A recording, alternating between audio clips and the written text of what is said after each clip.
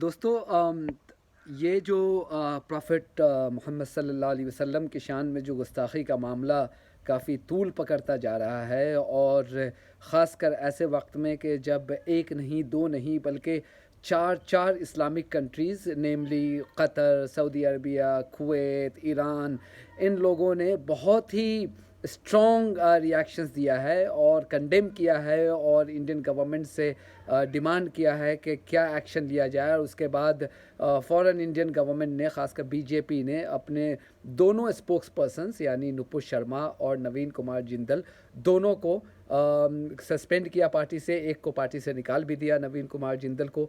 और लेकिन इसके बाद भी ये मुद्दा थमने का नाम नहीं ले रहा है। जैसा कि कल हमने जनता का रिपोर्टर में भी हमने ये रिपोर्ट किया था कि किस तरह से जब इंडिया के vice president Venkaiah Naidu Qatar पहुंचे थे 4 तारीख को, वो 3 दिनों के वहाँ पे दौरे पे थे। जब कतर पहुंचे तो वहाँ पे कतर के अमीर के साथ उनका डिनर तय था, उस डिनर को कैंसिल कर दिया गया as a mark of protest. तो ये मामला काफ़ी एम्बैरेसमेंट था। इसके बाद ही इंडियन गवर्नमेंट आनन फानन में आई और जितने भी जो रेस्पेक्टिव एम्बेसीज़ हैं इन कंट्रीज़ में, वहाँ से एक आइडेंटिकल एक स्टेटमेंट जारी किया गया कि किस तरह से ये जो दोनों स्पोक्स पर्सनस हैं ये फ्रिंज एलिमेंट्स हैं और इंडिया में रिलीजियस प्लुरलिज्म रही है, रिलीजियस डाइवर्सिटी रही है। ये इंडियन एम्बेसी से ये बात कही गई। खैर, ये एक मामला यहाँ पे हुआ, लेकिन जैसा कि हमने पहले भी कहा कि ये मामला थमने का नाम ले नहीं रहा है और ये इंटरनेशनल मुद्दा बनता जा रहा है, और कब तक थमेगा कहा नहीं जा सकता। लेकिन इस बीच में जो बीजेपी का एक सेक्शन है, जो जिसको हम लोग भक्त कहते हैं, जो ब्लाइंड सपोर्टर्स हैं, उन लोगों में नाराज़गी की लहर दौड़ी हुई है। वो इस बात से नाराज़ है कि बीजेपी और ख़ासकर जो नरेंद्र मोदी की जो सरकार है, किस तरह से इस्लामिक मुल्कों के सामने में घुटना टेक सकती है, ये उनका कहना है। और इसके बाद कुछ लोग तो इस बात पे भी सामने आ गए कि नुपुर शर्मा और नवीन कुमार जिंदल को वापस लिया जाना चाहिए पार्टी में। लेकिन एक बहुत बड़ा जो हिस्सा है ट्रोल आर्मी का, वो अब ट्विटर पे ट्रेंड कर रहे हैं कि boycott Qatar Airways, boycott Qatar Airways. तो ये इसी बात पे मैंने आज ट्वीट भी किया कि ये वो लोग हैं, उसमें से एक बंदा है बिहार का है, बिहारी एक्सेंट में बोल रहा है, बिहार के एक गांव से उसने वीडियो रिकॉर्ड किया है और वो कह रहा है कि कैसे हमारे खिलाफ कैसे एक्शन ले सकते हैं, कतर का ऐसा हिम्मत कैसे हुआ, हम लोगों को भी कतर के ख़िलाफ़ आवाज़ उठानी चाहिए और हम आवाज़ ऐसे उठाएंगे कि हम सब कतर का जो एयरलाइन है उसका हम बॉयकॉट करेंगे। अब ये बताइए कि ये वो लोग हैं जो जिनकी दिन रात की ज़िंदगी गुजरती है 2 रुपए की आमदनी से एक ट्वीट करने पर, या फिर जाकर के दंगों में ईंटा बरसाने पे, लोगों की लिंचिंग करने पर जो उनको पैसे मिलते हैं, उस पे ज़िंदगी बसर होती है इनकी। ये वो लोग हैं जो Go Air, spice jet, Indigo jet afford नहीं कर सकते हैं, और ये कतर एयरवेज जो one of the most expensive airlines है वर्ल्ड की, उसको बॉयकॉट की धमकी दे रहे हैं। तो इसको बॉयकॉट करके इनका क्या नुकसान कर लेंगे ये कतर एयरवेज का?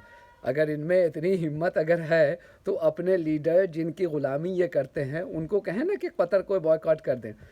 फिर इंडियन गवर्नमेंट ने क्यों माफ़ी मांगी? इंडियन गवर्नमेंट ने क्यों घुटने टेक दिए? इंडियन गवर्नमेंट क्यों सबको, सारी कंट्रीज़ को इंडिविजुअल स्टेटमेंट दे करके माफ़ी मांग रही है? क्यों नुपुर शर्मा ने अनकंडीशनल अपॉलॉजिकल इशू किया?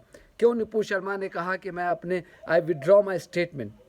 अगर इतनी ही बहादुरी थी तो ये कल दिखानी चाहिए थी, और आने वाले दिनों में भी दिखानी होगी जब दूसरे कंट्रीज़ भी इस पे एक्शन लेगी। देखिए, बात ये नहीं है, बात यह है कि इन लोगों को सबको मज़ा आने लगा है कि इस्लाम को, इस्लामोफोबिया, मुसलमानों से नफ़रत, मुसलमानों के प्रॉफिट मोहम्मद सल्लल्लाहु अलैहि वसल्लम की शान में गुस्ताखी, ये सब करके इनको मज़ा आने लगा है।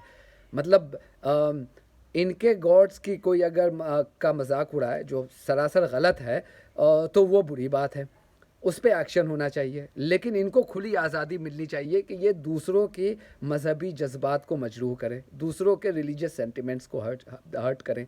ये दोगलापन तो नहीं चलेगा ना। हमारा मानना यह है कि हिंदुस्तान में एक हिंदुस्तान की तारीख़ रही है कि हम बचपन से हम पढ़ते आ रहे हैं कि भारत विविधताओं में एकता का देश है, यानी कि यूनिटी इन डाइवर्सिटी। हमारे यहाँ जो रिलीजियस प्लुरलिज्म रही है उसकी एक बड़ी मिसाल है। अब उसको ये लोग ख़त्म करने पे तुले हुए हैं। ये जो आवारा जो ठग्स हैं, जो क्रिमिनल्स हैं, ये लोग जो आ गए हैं, इनको अब मज़ा आने लगा था ये। अब इसका जब ग्लोबल रिएक्शन हो रहा है तो ये कह रहे हैं कि नहीं नहीं, इसके रिएक्शन के बावजूद भी हमें बिल्कुल ही उनसे माफ़ी नहीं मांगनी चाहिए। ऐसे डिप्लोमेसी तो नहीं होती है ना। आप ओल्ड स्टोन एज में तो नहीं रह रहे हैं ना कि बिल्कुल आप ककून में रहें।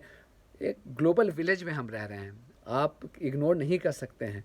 दुनिया में इतने सारे मुस्लिम कंट्रीज़ हैं, वो जब रिएक्ट करेंगे तो आपको उसका नोट लेना पड़ेगा, जो वाकई इंडियन गवर्नमेंट ले रही है और सही फ़ैसला किया है।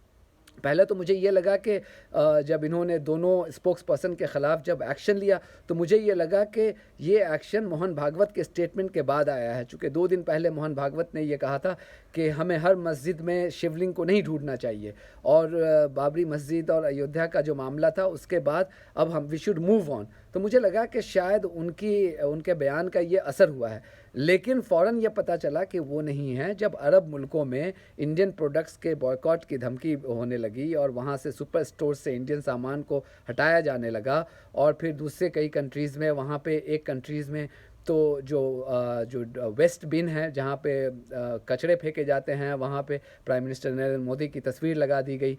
तो उसके बाद ये सरासर ये एक्शन लिया गया, अचानक में ये इन दोनों के ख़िलाफ़ एक्शन लिया गया, जो बहुत ही सही था। ये एक्शन पहले लिया जाना चाहिए था। जैसा कि इंडिया की अपोजिशन पार्टी कह रही हैं कि हिंदुस्तान में वर्ल्ड की सबसे बड़ी मुस्लिम पॉपुलेशन रहती है, तो होना तो ये चाहिए था कि जब हिंदुस्तान की जो मुस्लिम पॉपुलेशन है, जब वो नाराज़गी ज़ाहिर कर रही थी, तो प्राइम मिनिस्टर नरेंद्र मोदी और उनकी सरकार को उनके सेंटिमेंट्स को रिस्पेक्ट करते हुए एक्शन लिया जाना चाहिए था। लेकिन हुआ ये कि जब इंटरनेशनल बरादरी से जब कंडेमनेशन हुआ है, तब जा कर के एक्शन लिया गया है। चलिए देर आयत दुरुस्त आयत। लेकिन उसके बाद ये जो बेवकूफ़ जो भक्त बरादरी जो ट्रेंड करा रहे हैं कि बॉयकॉट कतर एयरवेज़, अरे बेवकूफ़ो, तुम बॉयकॉट का हरियाणा एयरवेज़ करो, तुम बॉयकॉट मध्य प्रदेश एयरवेज़ करो, तुम वहाँ जा कर के बॉयकॉट करो। तुम्हारे कतर एयरवेज़ के बॉयकॉट करने से कुछ भी फ़र्क नहीं पड़ने वाला है। मैं तो कहने जा रहा था कि घंटा फ़र्क नहीं पड़ता है, लेकिन खैर वो उस लैंग्वेज का मैं इस्तेमाल नहीं करूँगा।